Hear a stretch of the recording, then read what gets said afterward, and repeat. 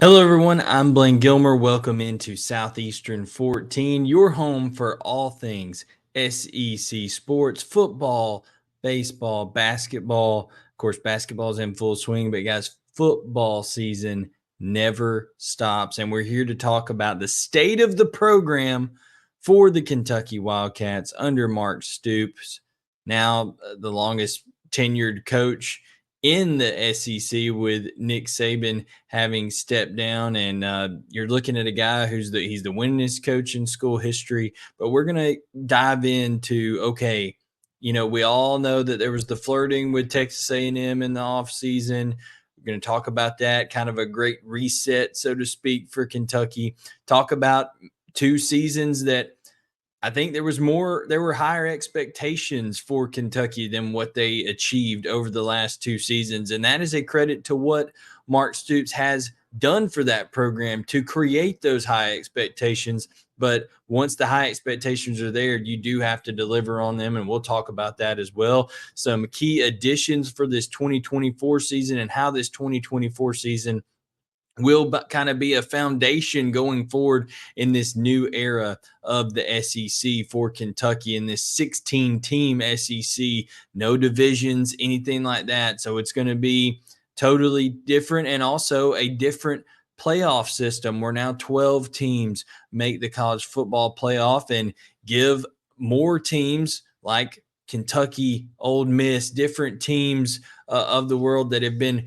fighting, and chipping and clawing and having different amounts of success here and there, Missouri, teams like that, and not getting over the hump to get into that SEC championship game, and thusly not really having a shot to get into the playoff. But now more teams, more opportunity, and we're going to talk about all of it, guys. But first, we do want to mention, guys, it's playoff time in the NFL, and our friends at BetOnline have you covered when it comes to the road to Las Vegas, where the Super Bowl is going to be. And that road goes through San Francisco in the NFC, with the Lions traveling out there, and Baltimore in the AFC, with the Chiefs heading out there. BetOnline is your number one source for all your playoff football odds, stats, trends, and lines. Guys, you need to head over there right now if you want to put a little extra on those games, with everything from point spreads to hundreds of player performance props. You need to check out BetOnline. Head over to betonline.ag today and stay updated on all the action.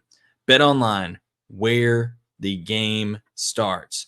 Guys, thank you so much, like I said, for tuning in here. We're going to talk about the state of the Kentucky football program. And despite the lower performance, not achieving kind of some of the expectations and the goals that Kentucky wanted to achieve the last 2 years, I think the state of the Kentucky program is strong. And honestly, I think that the rumor of Mark Stoops and the serious negotiations that went place between him and Texas A&M, and then some of the things Mark Stoops found out about himself and his program, and Mark Stoops found out about other jobs around the SEC, and that what the boosters and also the fan base realized, hey, we could have lost our guy there for a little bit. I think there's kind of been a little bit of a reset, and it's one of those things that can kind of revitalize a program that at times Mark Stoops was frustrated. But we've seen, if you go look at budget numbers and you go look at donation numbers, the amount of donations and giving and investing in the program is up at Kentucky year over year over the last couple of years. And I think they're in a position to do well in the NIL period, which is basically a free agency every year. And they brought in a couple of key pieces that I think could be super important in this transition, because like we said, you've added big brands, Texas and Oklahoma, into this SEC environment where you already had Georgia, LSU, Alabama, that were kind of the blue bloods, so to speak, of the SEC, the gatekeepers of the SEC as of late. Florida has fallen off. I think Kentucky actually surpassed Florida over the last couple of years. Tennessee has not been what Tennessee's been, although they're got some momentum and going things that way. Ole Miss has a little bit of momentum, and Missouri has risen. But I think over a good sample size, 4 or 5 year period of time, you can put Kentucky, Ole Miss, Missouri, some of those teams right there with it. But the simple fact of it is that when Texas and Oklahoma come into the league, just from a pure brand standpoint and resources standpoint and things of that nature, they jump you. Okay. So now you have to continue to do things and kind of chip away at teams that kind of are more of the haves than the have nots, right? And you have to be more efficient in your spending, be better in your talent evaluation, and more crafty in your talent, uh, uh, your acquisition of talent. Okay, because that's what it is now. It's an acquisition game, it's a retention game, and Kentucky showed both of that this offseason. They went out and got 2 players from Georgia that are going to make a huge difference in their program. Quarterback Brock Vandagriff, of course, with Devin Leary moving on. And listen, guys, quite simply, Devin Leary was a disappointment. Nobody, you can go back and look at videos on this channel. Nobody was higher on Kentucky coming into this 2023 football season this past year, and nobody was higher on Devin Leary. I thought Devin Leary was going to be much, much like closer to what he was at 2021 at NC State, where he was tearing things up, breaking Philip Rivers records, things of that nature. But clearly, Devin Leary is not the same guy and was not the same guy after his injury. And there were some things going on there. But Brock Vandagriff, while not a just overwhelming amount of experience, was the number 2 quarterback for Georgia last year, did get some reps. But what you're going to get from him is a quarterback that brings toughness, tremendous leadership, and great athleticism. He's a much more in the vein and a rocket, I mean a howitzer attached to his right shoulder right there. That arm is strong, and I think he's very similar to Will Levis in a lot of those categories and how he goes about playing the games. But I think he's more naturally talented than Will Levis. Quite honestly, I think he's that good of an athlete, a bona fide 5-star that was committed to Lincoln Riley at Oklahoma before he left for USC, and then Georgia picked him up, and he just was never able to get over the hump with Stetson Bennett there and with Carson Beck there, and now he comes to Kentucky to start things anew. And like I said, on the other side of the ball, you get an inside linebacker in Jamon Dumas-Johnson that has been an All-American caliber linebacker at times for Georgia during his tenure there, and is going to be a guy that can play a big role in that defense and be a leader for Kentucky over there on that side of the ball for Mark Stoops. Part of the big thing from 2 years ago was how bad in 2022, how bad Kentucky's offensive line was. It was just not very good at all. Took a step forward this year in 2023 when they added Marquez Cox to the mix at left tackle from Northern Illinois. He started every game, provided some stability, some continuity over there. They get Eli Cox and Jagger Burton for another run here, and get Gerald Mincey, who is a guy who could play left tackle or right tackle, but is probably going to play right tackle with Marquez Cox having been entrenched over there. And that's a big pickup. He's already played a lot of ACC ball for Tennessee, was a starter this past year for Tennessee. So that's a huge pickup. But it's not just the top of the line guys. They got Dylan Ray, of course, at left guard. He'll be pushed by Jalen Farmer, who comes in from Kentucky, or comes in from Florida to Kentucky.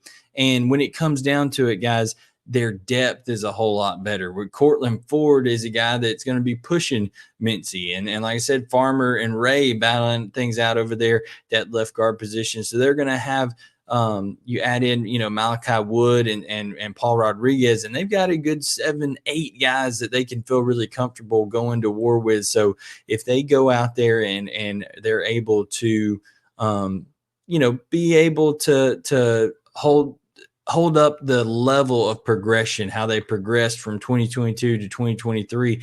That holds up with some of the experience they have, adding in a tough running back like Chip Trainum from Ohio State, a guy who's just really, really physical. It fits that blue collar downhill running mentality. A big tight end in Jordan Dingle comes back. So I think it's all going to be a lot dependent on Brock Vandagriff and how he fits in Liam Cohen's system, and I think he will quite well. But we mentioned up front, guys, Kentucky just made a huge, huge hire when it comes to bringing back Eric Wolford, former Kentucky offensive line coach from 3 seasons ago, but in 2022, the 2021-2022 offseason, on a recruiting trip for Kentucky, he says, "Deuces, I'm out of here," and had some bad blood with Kentucky as he left the Wildcats to go be the offensive line coach for Nick Saban in Alabama. Of course, Saban has retired. And even though nobody thought that was a relationship that could really be mended between Stoops and Wolford, he's going to come back, and that's a huge, huge development, not just for position coach wise. Everybody, I think, is to a person would say that Eric Wolford is a better offensive line coach than Zach Yenzer. And listen, Zach Yenzer is a fine coach and things like that, but it just doesn't work out sometimes. But Eric Wolford, proven offensive line coach, did a really, really good job with guys like Darian Kennard and Luke Fortner. Had one of the better offensive lines and rushing seasons in school history, as Kentucky was a Joe Moore Award finalist back in the 2021 season. And he's going to bring that level of toughness. I think bring a level of just being able to teach that technique and get those guys motivated on the offensive line. So a huge pickup there. And he's a great recruiter. That's the other thing. Zach Yenzer not necessarily tearing it up as a recruiter, but you go back and look at some of the guys that Eric Wolford has recruited at Alabama. And then, of course, who he's recruited, he helped secure Deion Walker, even on the defensive side of the ball for Kentucky there. So when you add in a guy who's a relentless recruiter, who is a tremendous communicator and teacher along the offensive front, and that's Kentucky's weakness, well, you have to be excited about that if you're a Kentucky fan. I think when it comes down to it, you do have to, look and see who's going to step up when it comes to the running back position. We know Chip Traynham is probably going to be penciled in as the guy. Demisumo Carnegie is a guy who, has shown some flashes at times. We'll see how he does there. Jamarian Wilcox never even played at last year, and Lavelle Wright has got a lot in the tank left to go. So these are guys who are going to have to earn a spot. I don't know that you've got just an overwhelming say, okay, this is our dude like Kentucky has had in the past, but I think when it comes down to it, Chip Traynham can be a tough guy, and all of them will be better with Eric Wolford being the offensive line coach, and that offensive line getting better with the experience it has and things of that nature. So really, really excited to see that. And those wide receivers who we praised and thought would be, even better last year than they ended up being now. I think some of that had to do with Devin Leary, Dane Key, Barian Brown back. Anthony Brown Stevens is going to be a guy who can provide versatility. Raymond Cottrell comes in from Texas A&M. That's a big part of things. And, Jamore Macklin is a bona fide stud who, was well over 1,000 yards at North Texas. He started his career at Missouri. Super talented guy. And I just think he's a guy that is going to be able to be a playmaker for Kentucky going forward. I think if Brock Vandagriff does what he was trained to do at Georgia, which Georgia's a system that distributes the football, right? They don't hone in on one guy. They spread it all around. And I think that's what Liam Cohen wants to do when things are going best. He's distributing that ball, getting it out, things like that.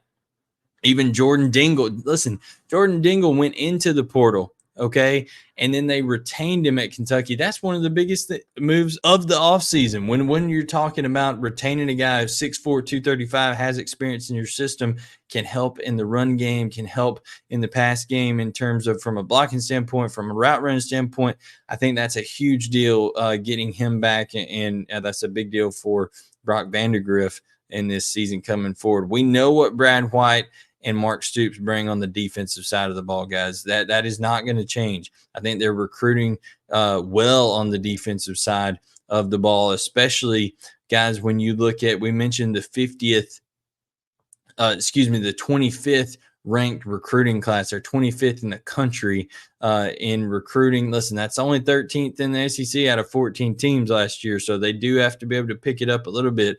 But they got it wasn't exactly the quantity as it was the quality, with Jared Smith and Jacob Smith, twins, out of Corbin, Kentucky. That's huge to keep those guys in the state. That's huge to be able to go and pick them up, guys that can play up and down the defensive line. Jacob Smith, particularly at the edge position. They got a future quarterback in Cutter Boley who can learn under Brock Vandergriff. Bo Allen comes back. He can learn from Bo Allen. So I think that's huge as well. And everybody else is going to be kind of more developmental. Don't know that they'll play right away, guys, but I think you're looking at Kentucky is in a place where I think they're getting the support they need with NIL. Mark Stoops was very vocal about that, went out and said, hey, after that Georgia game, you see where the bar is. You want to get to that, you got to go out and essentially buy good enough players to compete at that level. Now, I do know that Mark Stoops believes that he's got to be able to develop the guys that he has there. And certainly the quarterback play was a big part of that, guys. And I think that's a big piece for Kentucky going forward. But let's just look record year by year since 2016. We're not counting the first 3 years where Mark Stoops was really kind of rebuilding everything, getting going. But 2016, 2 years at 7-6, then a 10-3, really broke out that year, had a great season, 8-5, 5-6 during the COVID year. Then you bounce back 10-3 with Will Levis. Expectations are sky high. The next year, the offensive line lets you down. They couldn't run the football at all, go 7-6. And then this year, the quarterback play and receiving play at times lets you down, and even some defensive lapses. So here's what I think you've got to be that SEC contender in a 16-team SEC. I think you have to get it to where your base, I mean the absolute base, the low point for your program every year is 8 wins. No more of these 7 wins, 5 wins, nothing like that.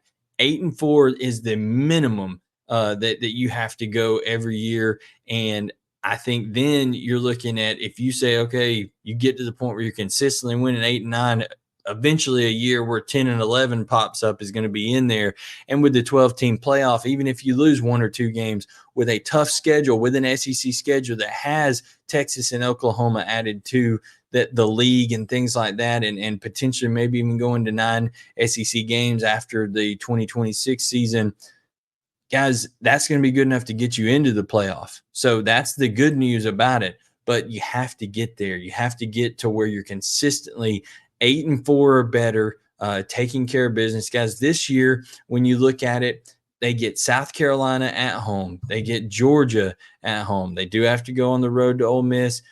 Vanderbilt at home, at Florida, but Florida's a dumpster fire this year. If you don't beat Florida, then you're not a good football team anyways, even though that is on the road. Auburn at home. Guys, some big games. Louisville at home. So the 2 really tough games that you got to go on the road for, Ole Miss and Texas. Let's just say, for argument's sake, you lose both of those on the road, okay? And Georgia's going to be tough as well.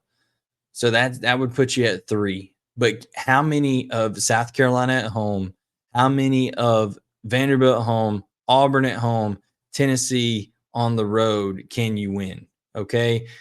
If you can win 3 of those contests, okay, then there you are looking at that 8-4 season. And maybe, I'm not putting it out of the realm of possibility that you take all 4. Listen, Tennessee is going to be good, but they have some adjustments on their own. And I know Neyland has been tough for Kentucky to go play at in years past. But guys, we will continue to see. There may be some more pieces, I think, added on this Kentucky team, in the portal. Maybe at corner. They add some more pieces, but Maxwell Hairston comes back. JQ Hardaway stepped up at certain points last year. They brought in Christian Story from Alabama, so he's going to be able to help you out at the nickel position. Zion Childress is back. Jordan Lovett is back. So guys, there is some experience back there, but they may add another piece or two. And like I said, Derek Jackson being back at the mic, Jamon Dumas Johnson going to be playing the will position. JJ Weaver's back. Alex Safari's back. I mean, guys, there is talent there. There is depth there. We know what Deion Walker and we know what Octavius Oxendine, who seems like he's been around forever, can do. Josiah Hayes. So they're big up front. They need to get a few more pieces probably on the back end. They get more experience at linebacker with Dumas Johnson. Set that foundation this year. 8-4, no worse. And then who knows? You fall into a game where you play good, another team plays bad, even on the road, you catch somebody having a bad night, and that window goes from the 8-win mark to the 10-win mark right there, somewhere in that range. I think that is success, and that's the model going forward. Get the players that are in, around your area, Kentucky, pull some out of Ohio, get some out of Tennessee that are really good players, a few players in Georgia and Florida, Texas that fall through the cracks. Get you a good core of 15 guys or so out of the high school ranks that you really believe in, that you think can turn into something, that you think you can develop, that you think want to be a part of your program for multiple years and are not afraid of competition and development. And then supplement in the portal as needed with 10, 12 guys, a recruiting class, and have the NIL infrastructure to support that. That's how you become I think that's how you become a true contender in this new SEC if you're Kentucky. Now, I will say this. I think the fact that we're even talking about this in the realm of possibility of this shows the great job that Mark Stoops has done and where he has brought this program to. But now, you're either getting better or you're getting worse. You don't stay the same, right? And I think Kentucky's now in a part where they've had a little bit of a decline. They went downhill over the last couple of years. Time to get on that climb back up, and I think they have the pieces and the capability to do so. Guys, this has been Southeastern 14 talking about the state of the Kentucky football program. Let us know what you think of this video in the comments. Also, like, subscribe, turn on notification. That's greatly appreciated. Remember, we're presented by Bet Online. Thank you so much for tuning in, and we'll catch you guys next time to talk more Kentucky football, more SEC football, and all SEC sports right here on Southeastern 14, presented by Bet Online.